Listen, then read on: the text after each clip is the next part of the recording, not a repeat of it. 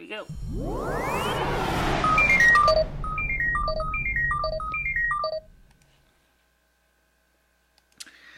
Okay, so today we're going to talk about computer stuff, and I wanted to try to straighten a few things out. Because I'm doing this as an iMovie, this is going to get done pretty quick, because otherwise you're going to run out of resources. This hard drive in this computer is tiny. So let's get started with business at hand today. So we're going to go to the desktop, as that's our main focus for this stream today. Okay, now this is a, you can see our iMovie program in the background here. Okay, so let's get started.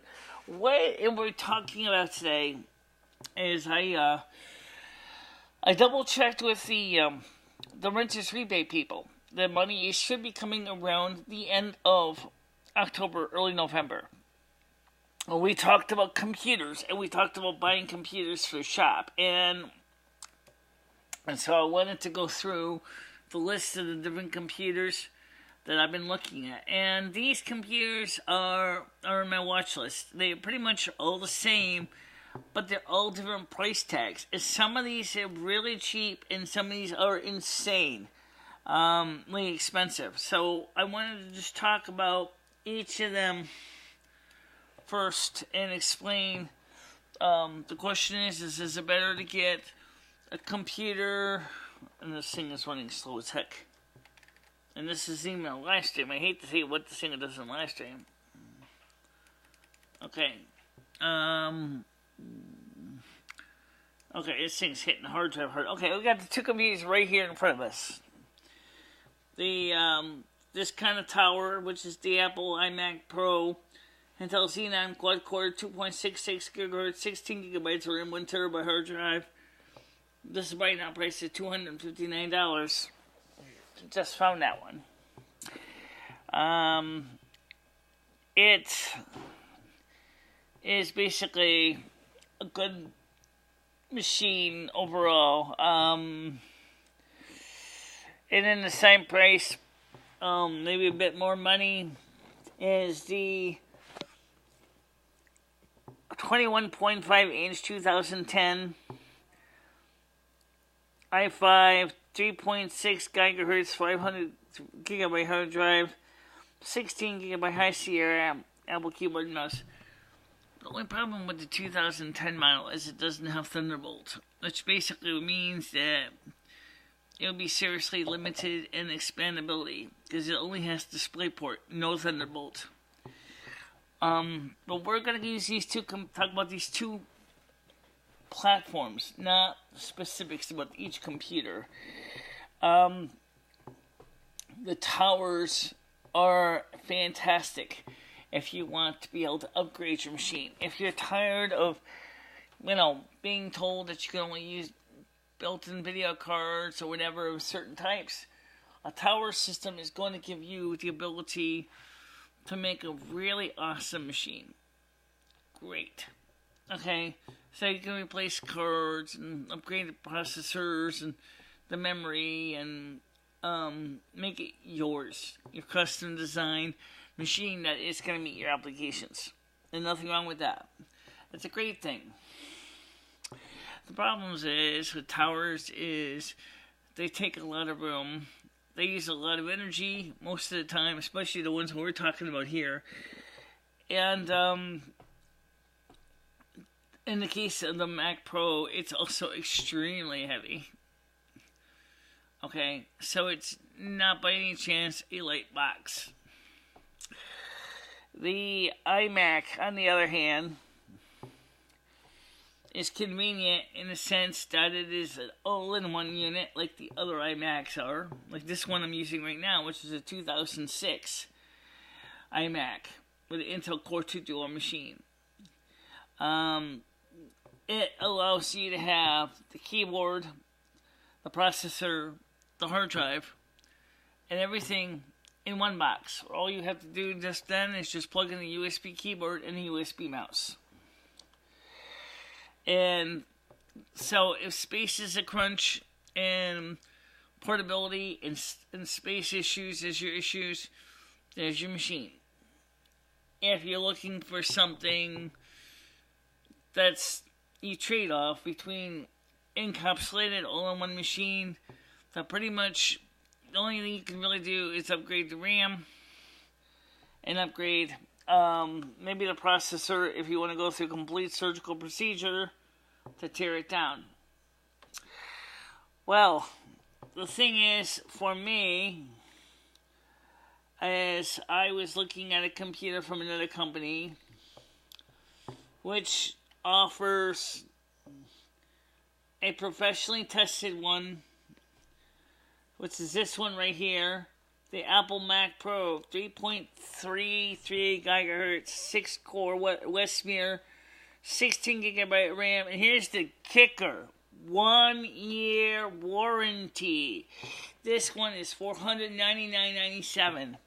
It comes by default with the NVIDIA GT120 card, but you can upgrade it for an additional $30 to the FX 5770 card, which I asked about, and they said they would do that for me. No problem. If I want that, I said it was costing $30 extra, and that's the machine I wanted to get. Now, it still might be available when I get paid, but it's like playing a game of chicken, because I don't know when the money's coming exactly, and I don't know if the computer will be sold by then. It's not the cheapest way to go. I could get the other ones I showed you at the beginning of the list, which would be fine for what I'm doing right now.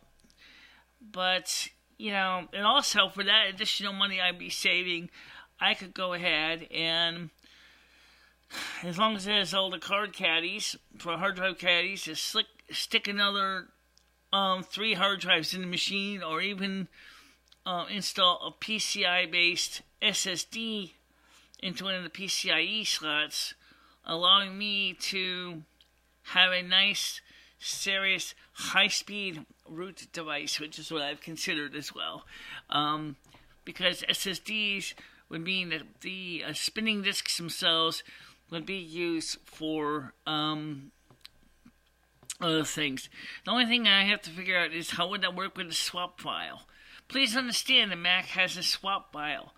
Now, it can be changed to another device, but most of the cases the swap file is on your boot drive. But what if it's an SSD? You don't want to have your swap file sitting on a hard drive or on an SSD. It's got to be constantly written to.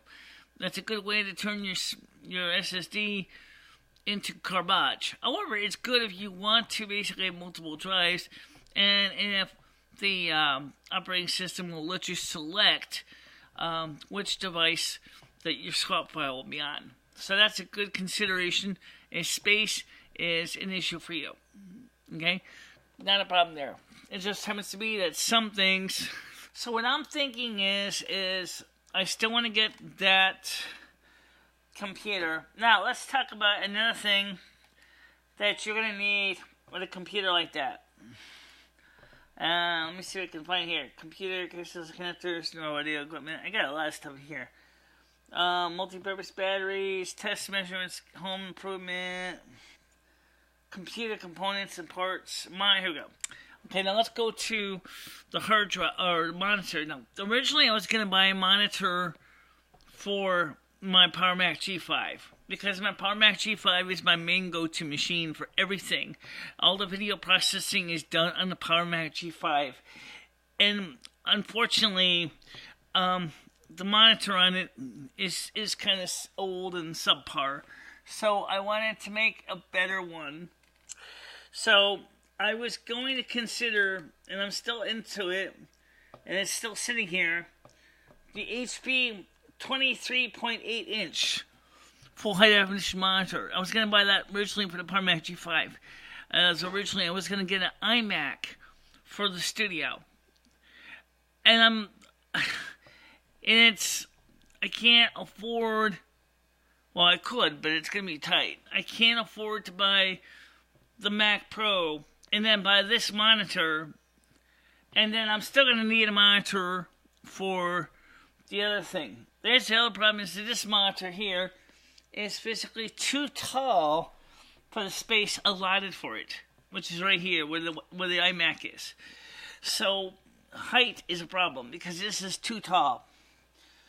the ViewSonic monitor is a little bit shorter, but the round base may be a problem for my applications.